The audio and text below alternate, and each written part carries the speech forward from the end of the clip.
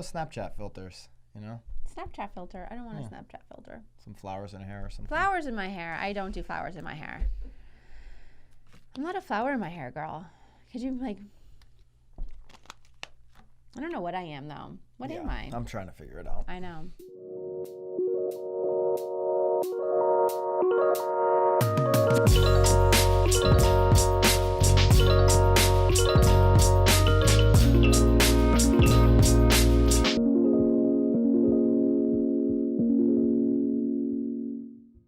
This is Byron Lazine and Nicole White, and you are tuned into episode 49 of The Real Word. Oh my gosh. The word is up. I don't think I'm ready for 50 yet. It'll be Monday, so get ready.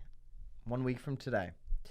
We've got 4 topics. If you're new to the show, if it's taken you 49 episodes to find the real word, I apologize. Aww. The format is 1 main topic, 3 rackets. We kind of decide if those 3 topics are rackets or not.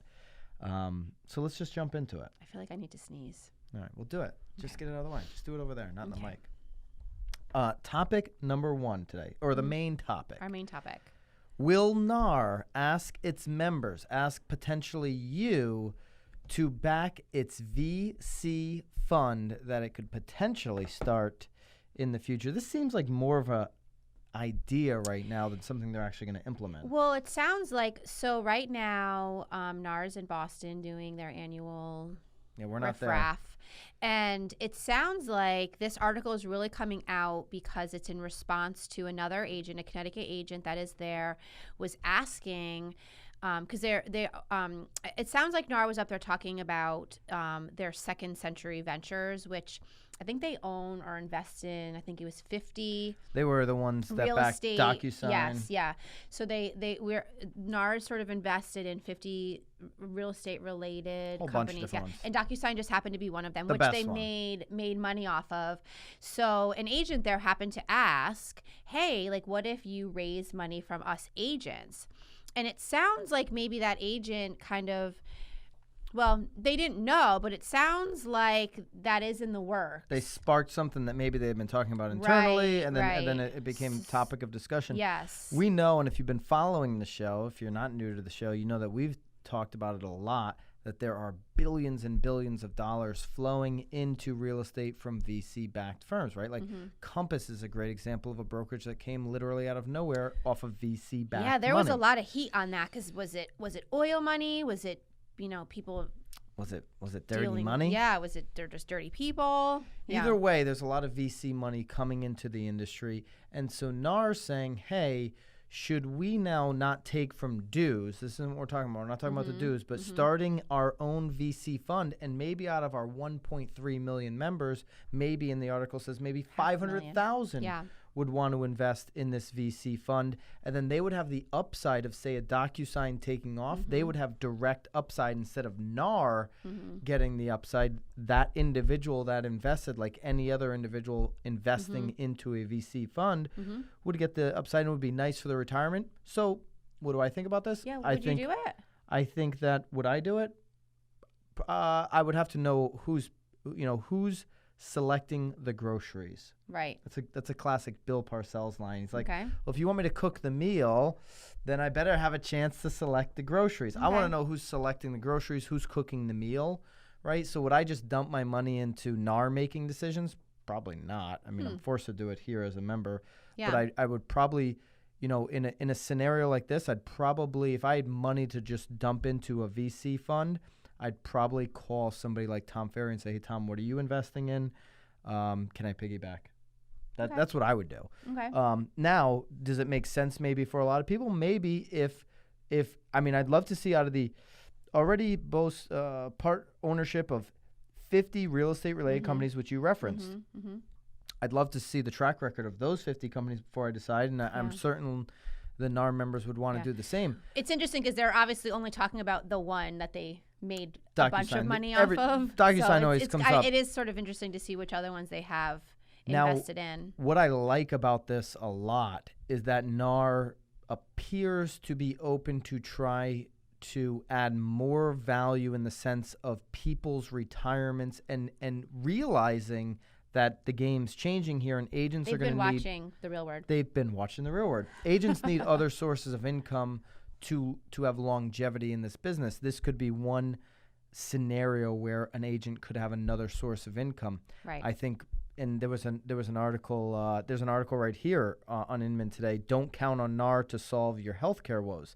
Well, if NAR could solve that or something like this, retirement, those are two areas that I think NAR potentially could add value and should be looking at. So I'm happy about that. Yeah, no, I think it's great. I mean, obviously there seems to be some things coming out of that. And like we always do, we'll link this article up in the it sounds like though something is coming. I mean, they were announcing a new program that's coming out next year. Obviously they're referencing this agent, asking this valid question. So it sounds like something's happening. So I'm actually kind of excited to read a little bit more about it and find out a little bit more, because I would. You would dump in some money. I would. All right. Yeah. All right. So let's get into the rackets. I'm ready. You ready? Mm-hmm. I got to decline this phone call so I can actually read them. Oh. Racket number 1.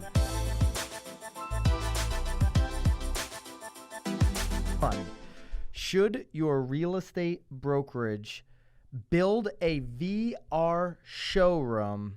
What's your thoughts? Racket or not? So it's not going to be my money. It's going to be my brokerage's money. Yeah, but what if you are a brokerage owner? So think of it of a perspective of actually wanting to profit off of this. Yeah. Don't just think about spending other people's money, Nicole. I know Nicole's very good at that. But take the other angle as if you were a broker. So we sort of chatted about it a little bit before we sat down here. I mean, locally, I feel like it makes zero sense. Very rarely are people actually just walking in and wanting locally to where we are. We're in small shoreline towns in Connecticut. Well, Connecticut just in general is just like. So if you're in a smaller town, yeah. And here's my take on it.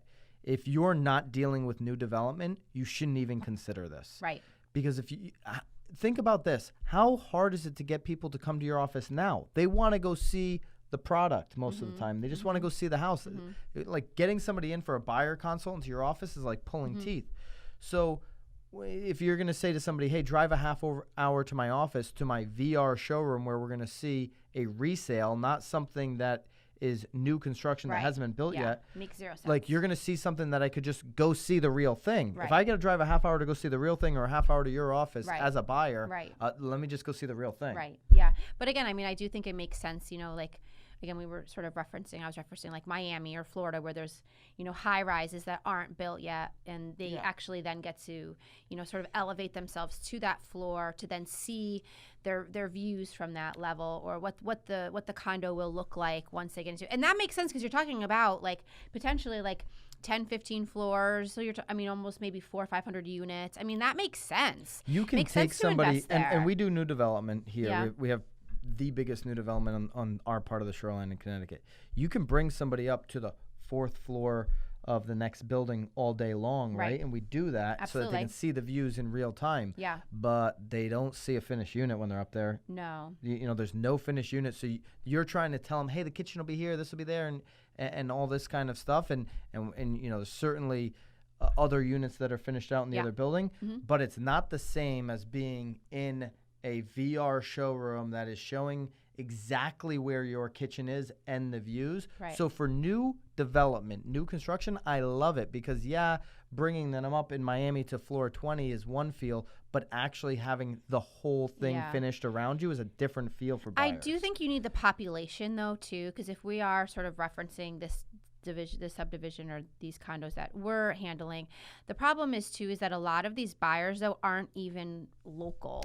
They're coming from other areas too. So this agent here, Andrew, he thinks it was worth it. That was from Denver. Sotheby's in Aspen. Oh, Aspen. I'm sorry, Aspen. He spent hundreds of thousands of dollars. And he thinks it's worth it. But again, I mean, that must be something so super large. See, Aspen, I mean, he's got to be dealing with a super luxury product the buyers are coming in not developed yet. I feel like you're almost better off doing like a Matterport where if they're not local, so if I'm in Connecticut and want to buy in Aspen, I can still sort of virtually see what's happening. See, I think Aspen. So he's talking about new development, which makes sense. But to me, But they're still having to go to so the he's talking. So office. he's referencing.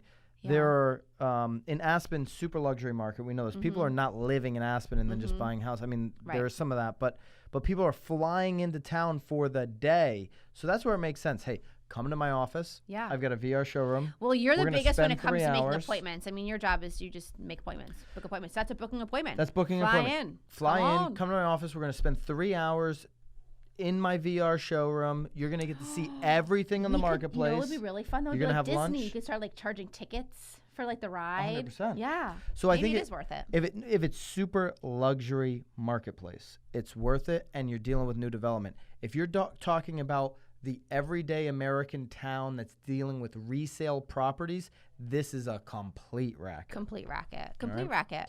Although, I mean, it's interesting though too, because I'm certain that those small little towns are still spending hundreds of thousands of dollars on print ads. So I mean, so they could put some of that money there. maybe they could. But are you going to add up enough? All right. I don't know. Racket number 2, Realtor.com launches a new agent ad tool. The ad tool is basically what every agent should have been doing the last 4 years. Okay? This is my problem with Realtor.com. Realtor.com, you guys are always 4, 3, 2 years behind everything else. And I think it's launching like the 7th. Isn't that like today or tomorrow? Congratulations. Yesterday? Congratulations. You are 3 years behind the times. Well, I think what's interesting is that they are trying desperately to probably get Can we more explain agents. what it's going to be? Go ahead. All right. So the tool is going to be called Local Expert. It's going to be a tool that will follow prospective home buyers with ads across Realtor.com search pages and their Facebook news feeds. Everybody should have been doing this on Facebook for the last 4 years, 5 years. Yeah. I mean, here's the one thing. I'll say Realtor.com is behind everything always, except recently, if you didn't notice, they bought Opt City for $200+ million. That's something ahead of the curve because that's a direct. Zillow has changed to PA4 because of what the success Opt City had in part. right. And so this was something that was ahead of the curve. But everything else you do, Realtor.com, including this, is super behind. So this is a racket to me. It's a super racket. I think though where I think it'll be super beneficial for them are those agents that are actually don't even know how to execute on that type of. So now what they can do is if they're already buying into realtor leads, this is just like another buy-in. Like, hey, like now you can follow your client around. So is it a racket? Yes, but is it in the big scheme of realtors that don't know what the fook they're doing? It's not a racket. I mean, they're offering something that the consumer may not know how to execute on. And it's something you should be doing despite the fact that you should have been doing it 4 years ago. You should be doing it today because it's basically today's version of, if I were to open up the Friday real estate section in a newspaper and see the same faces as listing brokers, this is the same thing. It's like, okay, I'm traveling around my Facebook feed and I see you popping up all the time locally. Yeah, right. So, but Realtor.com, you guys have got to at least be ahead of the curve on something. Well, I think the Opt City purchase was the first sign of them doing that. But it's their own article, so. It is. It's your own article. That's right, on the Realtor Mag. All these links get linked up, by the way, and anytime you see a Realtor Mag link, that's this one right here. I got to give him some love. Racket number 3. When emotions run high in the workplace, do emotions belong in the office? Is that a racket? Nicole White. Leave that to you. How are you feeling today, Byron Lazine?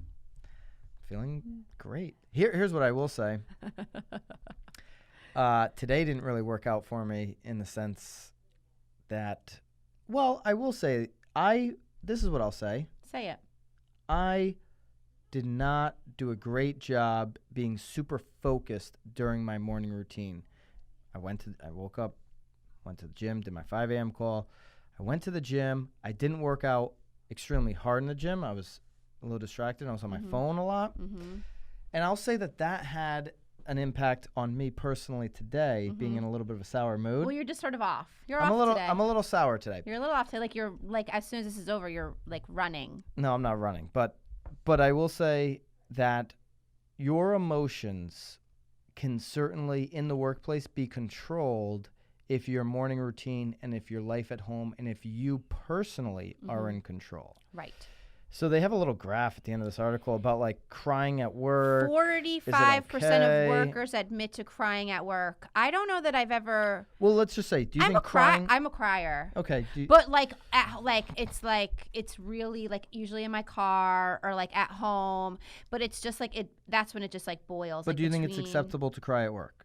I actually don't. You don't? I don't. Wow. See, I think I'm the oppo. I don't. I think it's okay in the sense that if it's happening every day, that is not okay. I mean, I'll step outside. I'm not going to sit at my desk and cry like during a meeting. Yeah. I think if it's real and natural and it just happens, then it certainly you don't want people to not be real, be who they are, I mean, or express it's virtually impossible though for me not to be real. Right. Yeah. I mean, so you'll know when I'm pissed. Like, you know when I'm pissed. Oh yeah. Everybody knows when I'm pissed. Yeah. But I think that if I have to cry, like I know when I'm starting to choke up, and like I'll like excuse myself for sure. So I guess then, is that crying at work? Yeah, I think. I don't know. I think you want to, I mean, and they're talking about most of the time tempers boil over. 65% of when No, you got to read it from 52% of the people said that they've lost their temper at work, and 65% gone after a colleague. After a colleague. Yeah. You're going to go after a colleague most of the time if you have other frustrations in your life. If your morning routine wasn't freaking locked and loaded. Because when I really... It's almost like getting the sweat out. Is it the time change? It was the time change. The time change is throwing you off? The leaves are falling? What is that? There's a lot of stuff happening. It's getting dark. No, but when I go extra hard in the gym, which I did not do today, there are very few things that can fluster me, right? Yeah. Like somebody may say something completely stupid. A colleague, maybe even Nicole, might say something completely ridiculous.